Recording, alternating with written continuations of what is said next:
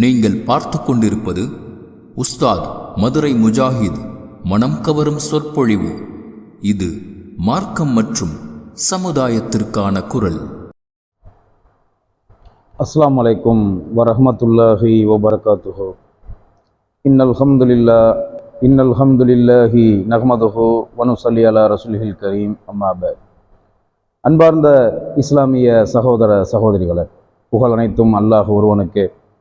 அல்லாஹுவின் புறத்திலிருந்து இறங்கக்கூடிய அமைதியும் அருளும் அவனுடைய இறுதி தூதர் முஹம்மது நபி ஸல்லல்லாஹு அலைஹி வஸல்லம் அவர்களின் மீதும் அவர்களின் குடும்பத்தார் மீதும் அவர்களின் காலத்தில் வாழ்ந்த உத்தம சத்திய சஹாபாக்களின் மீதும் என்றென்றும் நிலவட்டுமாக. அன்பார்ந்த இஸ்லாமிய சகோதர சகோதரிகளே, அல்லாஹுவின் மகத்தான பேரருளால் உச்சநீதிமன்றம் நேற்றைய தினம் 5 முஸ்லிம்களுக்கு ஜாமீன் வழங்கியுள்ளது. டெல்லி JNU ஜவஹர்லால் நேரு யூனிவர்சிட்டி, ஜவஹர்லால் நேரு பல்கலைக்கழகத்தின் முன்னாள் மாணவர்கள் 5 பேர்களுக்கு உச்சநீதிமன்றம் ஜாமீன் வழங்கியுள்ளது. 5 பேர்களுக்கு மட்டுமே 6 ஆண்டுகளுக்கு பிறகு ஜாமீன் வழங்கப்பட்டு 2 பேர்கள் இந்த JNU முன்னாள் மாணவர்களில் 2 முக்கியமான உமர் ஹாலித் என்ற முன்னாள் மாணவருக்கும் ஷர்ஜில் இமாம் என்ற இருவருக்கும் ஜாமீன் மறுக்கப்பட்டிருக்கிறது. 7 நபர்கள் ஜாமீனுக்காக கடந்த 5 ஆண்டுகளாக கீழ் நீதிமன்றத்திலிருந்து டெல்லி உயர் நீதிமன்றம் வரை ஜாமீனுக்காக முயற்சித்து ஜாமீன் வழங்கப்படாத நிலையில் உச்சநீதிமன்றத்தில் ஜாமீன் கேட்டு பயில் கேட்டு ஜாமீனுக்காக 7 பேரும் மனு தாக்கல் செய்த நிலையில் 2 பேர்களின் ஜாமீன் மனுவை ரத்து செய்து 5 நபர்களுக்கு ஜாமீன் வழங்கிய உச்சநீதிமன்றம் ஒரு உத்தரவை பிறப்பித்திருக்கிறது. ஷர்ஜில் இமாம் என்ற இவரும் உமர் ஹாலித் என்ற முன்னாள் மாணவர் தலைவர், JNU உடைய முன்னாள் மாணவர் தலைவர், சமூக ஆர்வலராக இருக்கக்கூடிய அந்த உமர் ஹாலித் என்பவருக்கும் ஷர்ஜில் இமாமுக்கும் 1 ஆண்டுக்கு உச்சநீதிமன்றம் ஜாமீன் வழங்காது. 1 ஆண்டுகள் கழித்து இவர்கள் இருவரும் ஜாமீனுக்காக விண்ணப்பிக்கலாம், மனு தாக்கல் செய்யலாம் என்று அவர்களின் ஜாமீன் மனுவை, அந்த இருவரின் ஜாமீன் மனுவை ரத்து செய்து 5 நபர்களுக்கு ஜாமீன் வழங்கப்பட்டு இருக்கிறது. 5 ஜாமீன் வழங்கப்பட்ட அந்த 5 நபர்கள் யார் என்பதை ஏற்கனவே பல உரைகளில் நாம் உங்களுக்கு எடுத்து சொல்லியிருக்கிறோம். மொத்தம் 7 பேர் மீது வழக்கு பதிவு செய்யப்பட்டது 15 நபர்கள் மேலே. 15 நபர்கள் மீது வழக்கு பதிவு எப்படி செய்யப்படுதுன்னு சொன்னால், UAPA ஆக்டில் வழக்கு பதிவு செய்யப்பட்டு 15 பேர் கைது செய்யப்படுறாங்க. UAPA ஆக்ட் என்னங்கிறது உங்கள் எல்லாருக்குமே தெரியும். சட்டவிரோத நடவடிக்கைகள் தடுப்பு சட்டம். சட்டவிரோத நடவடிக்கைகள் தடுப்பு சட்டத்தின் பேரில் 15 நபர்கள் கைது செய்யப்பட்டு மற்றவர்கள் எல்லாம் ஏற்கனவே சில வருடங்கள் கழித்து விடுதலை செய்யப்பட்ட உயர் நீதிமன்றத்தால் கீழ் நீதிமன்றத்தால் விடுதலை செய்யப்பட்ட நிலையில் மீதி உள்ள 7 நபர்கள் மாத்திரம் ஜாமீன் கிடைக்காமலே 6 ஆண்டுகளாக 2020 இருந்து இந்த 2025 6 ஆண்டுகள் வரை சிறையில் கஷ்டப்பட்டு கொண்டு இருந்தார்கள். ஜாமீனுக்காக அவர்களின் குடும்பங்கள் தவித்து வந்தது. 7 நபர்களுடைய ஜாமீன் மனு மறுக்கப்பட்டு வந்தது. உமர் ஹாலித், ஷர்ஜில் இமாம், ஹாலித் ஷைஃபி, மீரான் ஹைதர், ஷிஃபாவுர் ரஹ்மான், குல்ஃபிஷா ஃபாத்திமா என்ற PhD பட்டதாரியான ஒரு இஸ்லாமிய பெண். 7வது நபர் முகமது சலீம் கான் ஷதாப் அகமது என்று சொல்லப்படுகிறது. இந்த 7 நபர்கள் மீதும் UAPA ஆக்டில் இவர்கள் கைது செய்யப்பட்டு சிறைச்சாலையில் அடைக்கப்பட்டிருந்தார்கள். இந்த 7 நபர்களுமே ஜாமீனுக்காக, அதாவது 6 ஆண்டுகளாக 2020 இருந்து உச்சநீதிமன்றம் ஜாமீன் வழங்கியிருக்கிறது. நேற்றைய தினம் வரைக்கும் ஜாமீனுக்காக இந்த 7 நபர்களும் பெரும் போராட்டத்தை, சட்ட போராட்டத்தை, ஜெயிலிலிருந்து அவர்களின் வழக்கறிஞர்களும் அவர்களின் குடும்பத்தார்களும் போராட வேண்டிய நிலைமை.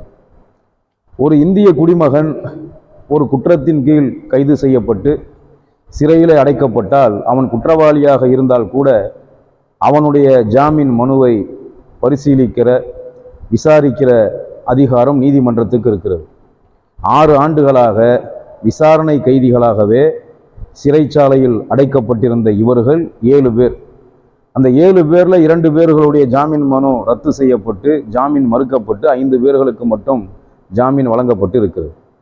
நான் வாசித்து காட்டிய இந்த 7 நபர்களும் யார் என்று உங்கள் எல்லாருக்குமே தெரியும். எதற்காக வேண்டி இவர்கள் கைது செய்யப்பட்டார்கள்?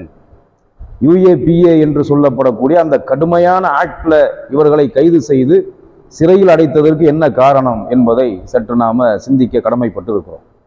உங்களுக்கெல்லாம் நன்றாக தெரியும், ஷாஹின் பாக் போராட்டத்தை அவ்வளவு சீக்கிரத்தில் நீங்கள் யாரும் மறந்திருக்க மாட்டீர்கள். கடந்த 2019ஆம் ஆண்டு மத்தியில் ஆட்சியில் இருக்கக்கூடிய மதவாத பாஜக NRC CAA-வை கொண்டு வருவதற்கு திட்டமிட்டு NRC CAA என்று சொல்லப்படுகிற குடியுரிமை திருத்த சட்டத்தை நாடு முழுக்க அமுல்படுத்துவதாக அறிவித்தது. இந்த NRC கொண்டு வரக்கூடாது, CAA நாட்டில் அமுல்படுத்தக்கூடாது என்று வலியுறுத்தி டெல்லி ஜவஹர்லால் நேரு பல்கலைக்கழகத்தினுடைய முன்னாள் மாணவர்கள் சில பேர் அறவழியிலே போராடினார்கள். டெல்லி ஜும்மா மஸ்ஜிதுக்கு அருகில் இருக்கக்கூடிய ஷாஹின் பாக் என்ற இடத்திலும், அந்த ஷாஹின் பாக்கில் தான் சில மாதங்களாக போராட்டம், தொடர் போராட்டம், 24 மணி நேரமும் அந்த இடத்தை விட்டு யாருமே நகராத விதத்தில் அந்த ஷாஹின் பாக்குங்கிற அந்த இடத்தில் போராட்டத்தை தொடர்ந்து நடத்தி கொண்டே இருந்தார்கள். அந்த ஷாஹின் பாக் போராட்டம் இந்தியா முழுக்க பல மாநிலங்களில் அதை கொண்டு ஜனநாயக வழியில் எல்லோருமே ஷாஹின் பாக் என்ற தலைப்பின் கீழ் போராட்டத்தை நடத்தி வந்தார்கள். சில மாதங்களாக எந்த ஒரு பிரச்சனையும் இல்லாமல், சண்டை சச்சரவுகள் இல்லாமல், வன்முறை இல்லாமல் அமைதியாக போய்கொண்டிருந்த போராட்டத்தில் வன்முறை வெடிக்கிறது. வன்முறை எப்படி வெடிச்சிச்சு? வன்முறை வெடிக்கிறதுக்கு யார் காரணம்? அந்த காரணமான நபர் மீது நடவடிக்கை எடுக்கப்பட்டதா, வழக்கு பதிவு செய்யப்பட்டதா என்று சொன்னால் நிச்சயமாக இல்லை. 2019 அந்த வருஷத்தின் இறுதி மாதத்தில் 2020 பிப்ரவரி வரைக்கும் ஷாஹின் பாக் போராட்டம் அமைதியாக அறவழியில் ஜனநாயக வழியில் தான் நடந்து கொண்டு இருந்தது. அந்த போராட்டம் நடந்து கொண்டிருக்கின்ற பொழுது பாஜகவுடைய முக்கிய உறுப்பினர்களில் ஒருவரான கபில் மிஸ்ரா என்ற ex-MLA, முன்னாள் MLA, பாஜகக்காரன், பாஜக உறுப்பினர், அந்த ex-MLA, அவன் டெல்லி போலீஸாருக்கு ஒரு கோரிக்கை வைக்கிறான். டெல்லி போலீஸாருக்கு ஒரு தகவல் கொடுக்குறான். இந்த ஷாஹின் பாக் என்ற பெயரில் போராட்டம் நடத்தப்படுகிற இவர்களெல்லாம் அப்புறப்படுத்த வேண்டும், காவல்துறை இவர்களை அப்புறப்படுத்த வேண்டும். அவர்கள் ஜனநாயக வழியில் போராடுறாங்க. ஒரு இந்திய குடிமகன், இந்திய குடிமக்கள் தங்களின் உரிமைக்காக வேண்டி வீதியில் இறங்கி போராடுவதற்கு சட்டத்தில் இடம் இருக்கிறது, அனுமதி இருக்கிறது. வன்முறையை கையில் எடுக்கக்கூடாது, தீவிரவாதத்தை கையில் எடுக்கக்கூடாது. தீவிரவாதத்தில் இல்லாமல், வன்முறையை கையில் எடுக்காமல் ஜனநாயக வழியில், அறவழியில் தன்னுடைய உரிமைக்காக போராடுவதற்கு நம் நாட்டு சட்டம் நமக்கு அனுமதி தருகிறது. அந்த அடிப்படையில் தான் அவர்கள் போராடி கொண்டு இருக்கிறார்கள். இவர்களை காவல்துறை, டெல்லி காவல்துறை அப்புறப்படுத்த வேண்டும், வெளியேற்ற வேண்டும். அப்படி வெளியேற்ற மறுத்தால் நானே முன்னின்று செய்வேன், இவர்கள் மீது தாக்குதல் நடத்துவேன்னு சொல்லி பகிரங்கமாக மிரட்டல் விடுறான்.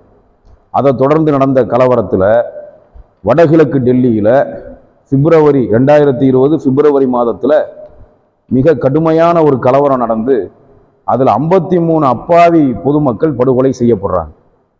படுகொலை செய்யப்பட்ட 53 அப்பாவி பொதுமக்களில் 3ல் 2 நபர்கள் முஸ்லிம்கள் என்று சொல்லப்படுகிறது.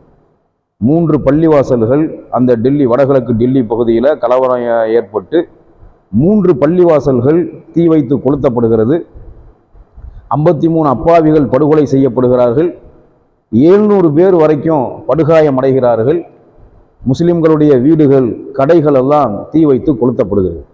அப்போ அறவழியில், ஜனநாயக வழியில் எந்த ஒரு வன்முறை வெறியாட்டமும் இல்லாமல், ஒரு சிறு துரும்பு கூட தூக்கி வீசப்படாமல் முழுக்க முழுக்க அமைதியான அறவழியில், ஜனநாயக வழியில் போராடி கொண்டிருந்த அந்த போராட்டத்தை திசை திருப்பும் விதமாக வன்முறையை தூண்டி அதில் கலவரத்தை ஏற்படுத்தி, அந்த கலவரத்துக்கு திட்டமிட்டவர்கள் யார், உள்ள பூந்து அடித்தவங்க யார், முஸ்லிம்களுக்கு சொந்தமான பள்ளிவாசல்களை, முஸ்லிம்களின் தொழுகை வழிபாட்டு தலமான 3 பள்ளிவாசல்களை தீ வைத்து கொளுத்தியது யார்? அப்பாவி மக்களின் மீது தாக்குதல் நடத்தியது யார்?